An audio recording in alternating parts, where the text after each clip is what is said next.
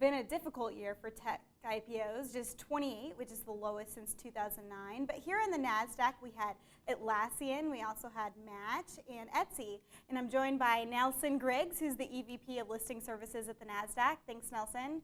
Thanks for having me. So you had some big IPOs this year, maybe not as many compared to the blockbuster years we had last year in 2014, 2013, 2012, but I guess not bad, as you were just telling me beforehand. But well, we certainly finished on a high note. So today with Atlassian is priced above the range, is now trading about 30% above where their IPO price was. I think we're going to finish the year with some enthusiasm.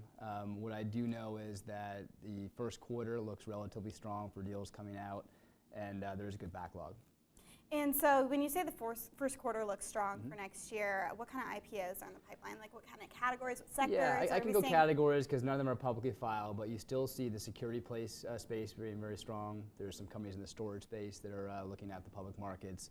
And there's always some software plays as well too. So I think we will see some of those look to the January, February timeframe to go IPO, and we'll see how the market reacts. Are they going to go NASDAQ? Because you're head-to-head with the New York Stock Exchange, according to Deal Logic. You each had 14 this year. So you now have this great entrepreneurial center here in San Francisco where a lot of your prospective companies are based. What are you doing to get them to go here? Yeah, well, our numbers, we did have 60% IPO win rate with tech deals this year and 73% overall. So we're doing very well competitively. We've also had some marquee switches from New York Stock Exchange to NASDAQ, including T-Mobile, TD Ameritrade, and yesterday CSX. So from a competitive standpoint, we're as strong as we ever have been, offering tools, services, visibility, a lot of things to help them be better public companies. So we're very well competitively positioned right now. And tech stocks, and especially tech IPOs, didn't necessarily have the greatest year. I checked this morning, and half of them are below their IPO price. Why do you think that is? I think if you look at the overall marketplace, it was challenging this year, very volatile in general. So the IPOs always be comped off of their public peers.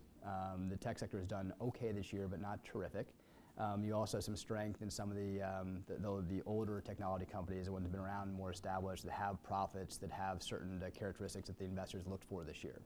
So the investors can be fickle at times. And they were looking at as the year grew on for more bottom line profits than just the revenue growth.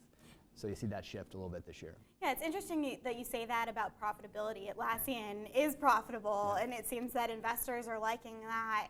Box and Square aren't, and it seems like investors were a little bit skeptical. Is that a new theme going forward, that tech companies have to be profitable? Yeah, I wish they have to be profitable, but it certainly has helped. This Atlassian was a terrific story. They've been profitable for many years now. And you look at the very least, need to show how you will get to profitability and how quickly you can get there. But if you are going out and you are profitable, that is a good theme right now. Whereas in 2013 and 14, there's a little bit more focus on revenue growth and client acquisition. So yes, investors will change their thesis from time to time, especially in a volatile market where earnings need to be more predictable. That's where we are right now. And there's a lot of unicorns out there. That's what people here call those companies with $1 billion valuation. But some people are joking that they're going to be unicorpses. What do you think about that?